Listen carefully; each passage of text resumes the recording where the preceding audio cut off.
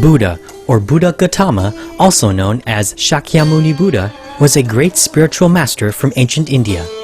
Born as Prince Siddhartha Gautama in 5th century BC, he would have naturally inherited the vast wealth of a kingdom. However, the prince one day left the palace in search of spiritual knowledge. After years of contemplative seeking, the Buddha attained enlightenment under the Bodhi tree.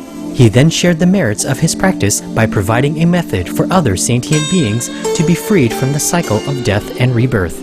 The rich treasury of Buddha's spiritual teachings on universal truths are studied and revered to this day for their deep wisdom and compassion.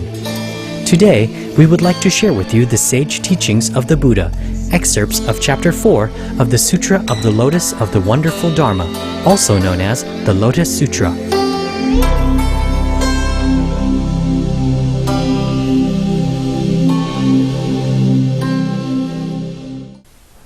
Last episode, we learned that when the disciples of the Buddha heard of Shariputra's future attainment of Anuttara Samyak Sambodhi, or the highest perfection, they become enlightened to their own potential.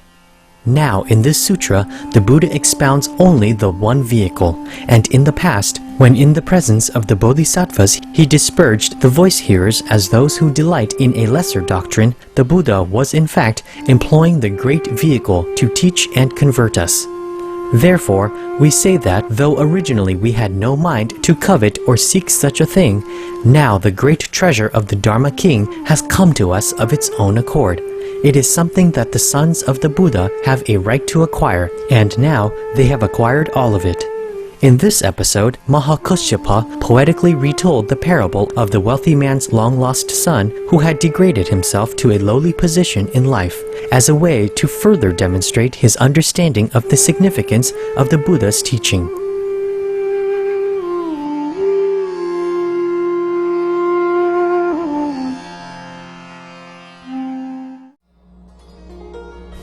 Immediately he instructed a messenger to hurry after him and bring him back.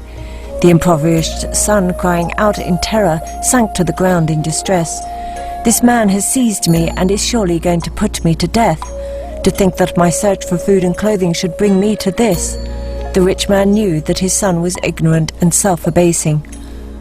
"He will never believe my words, will never believe I am his father." So he employed an expedient means, sending some other men to the son, a one-eyed man, another puny and uncouth, completely lacking in imposing appearance, saying, "Speak to him, and tell him I will employ him to remove excrement and filth, and will pay him twice the regular wage." When the impoverished son heard this, he was delighted, and came with the messengers, and worked to clear away excrement and filth, and clean the rooms of the house. From the window the rich man would constantly observe his son, thinking how his son was ignorant and self-abasing, and delighted in such menial labor. At such times the rich man would put on dirty ragged clothing, take in hand a utensil for removing excrement, and go to where his son was, using this expedient means to approach him, encouraging him to work diligently. "I have increased your wages, and given you oil to rub on your feet. I will see that you have plenty to eat and drink, mats and bedding that are thick and warm." At times he would speak severely, "You must work hard," or again he will say in a gentle voice, "You are like a son to me." The rich man, being wise, gradually permitted his son to come and go in the house. After 20 years had passed, he put him in charge of household affairs, showing him his gold, silver, pearls, crystal, and other things that were handed out or gathered in, so that he would understand all about them, though the son continued to live outside the gate, sleeping in a hut of grass, for he looked upon himself as poor, thinking, "None of these things are mine." The father knew that his son's outlook was gradually becoming broader and more magnanimous, and wishing to hand over his wealth and goods, he called together his relatives, the king of the country and the high ministers, the noblemen and householders. In the presence of this great assembly he declared, "This is my son who abandoned me and wandered abroad for a period of 50 years. Since I found him again, 20 years have gone by. Long ago, in such and such a city, when I lost my son, I traveled all around searching for him, until eventually I came here." All that I possess, my house and people, I hand over entirely to him, so he may do with them as he wishes. The son thought now in the past he had been poor, humble and self-abasing in outlook. But now he had received from his father this huge bequest of rare treasures, along with the father's house and all his wealth and goods. He was filled with great joy, having gained what he had never had before. The Buddha too is like this. He knows our fondness for the petty, and so he never told us, "You can attain Buddhahood." Instead, he explained to us how we could become free of outflows, carry out the lesser vehicle, and be voice-hearer disciples. Then the Buddha commanded us to preach the Supreme Way and explain that those who practice this will be able to attain Buddhahood.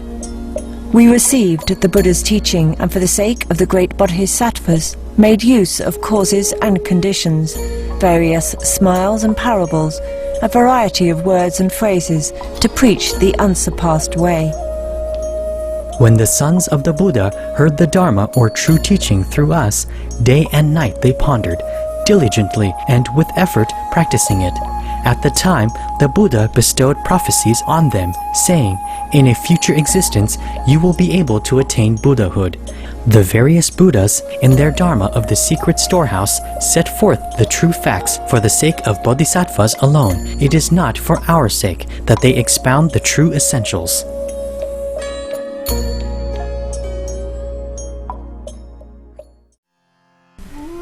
The case is like that of the impoverished son who was able to approach his father. Though he knew of his father's possessions, at heart he had no longing to appropriate them. Thus, although we preached the treasure storehouse of the Dharma of the Buddha, we did not seek to attain it ourselves, and in this way our case is similar.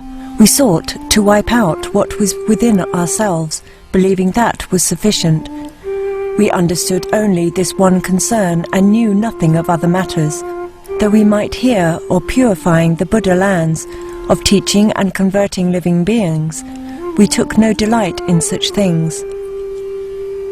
Why is this? Because all phenomena are uniformly empty, tranquil, without birth, without extinction, without bigness, without smallness, without outflows, without action. And when one ponders in this way, one can feel no delight or joy. Through the long night, with regard to the Buddha wisdom, we were without greed, without attachment, without any desire to possess it. We believed that with regard to the Dharma, we possessed the ultimate. Through the long night, we practiced the Dharma of emptiness, gaining release from the threefold world and its burden of suffering and care. We dwelt in our final existence, in the nirvana, or the highest paradise, of remainder.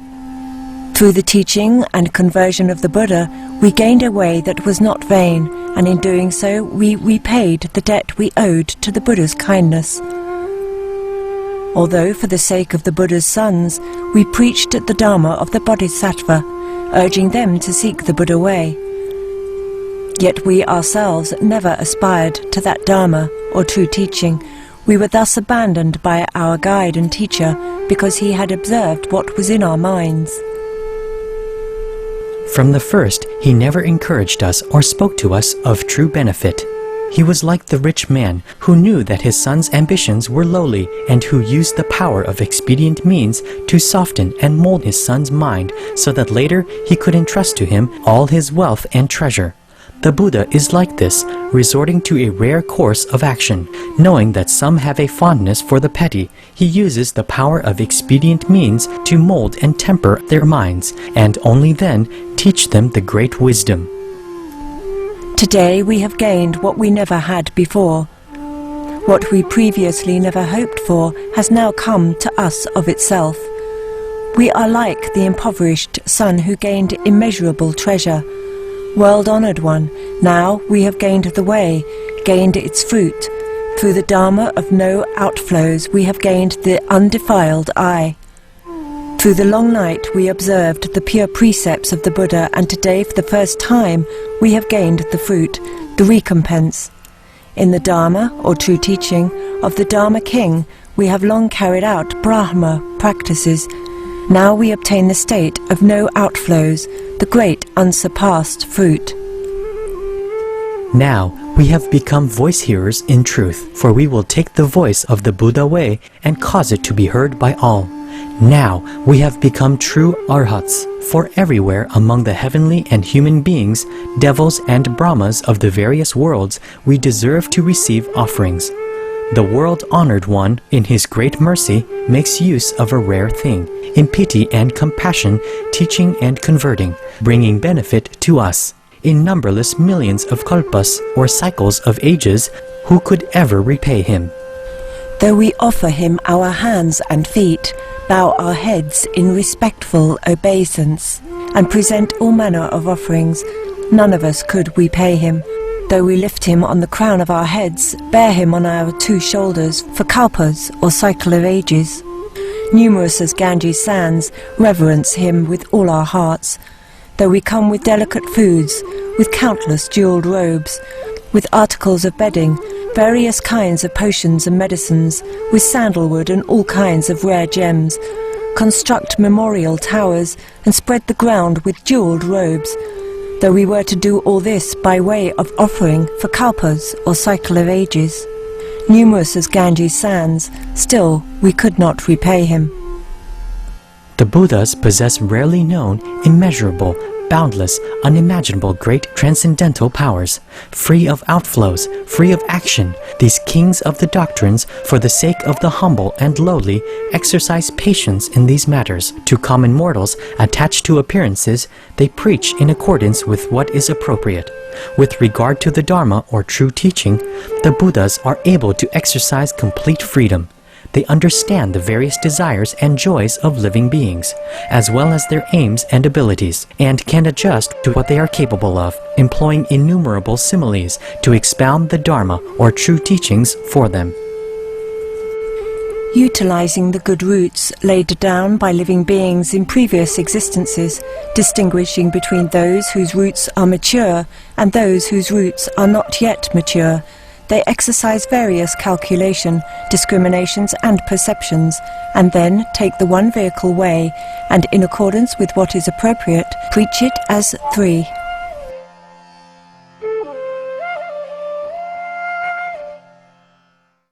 Peace-loving viewers, thank you for joining us for today's episode of Between Master and Disciples. Planet Earth, Our Loving Home, is coming up next, right after noteworthy news. So please stay tuned to Supreme Master Television. May you and your loved ones be always embraced in the soothing and healing melodies of heaven.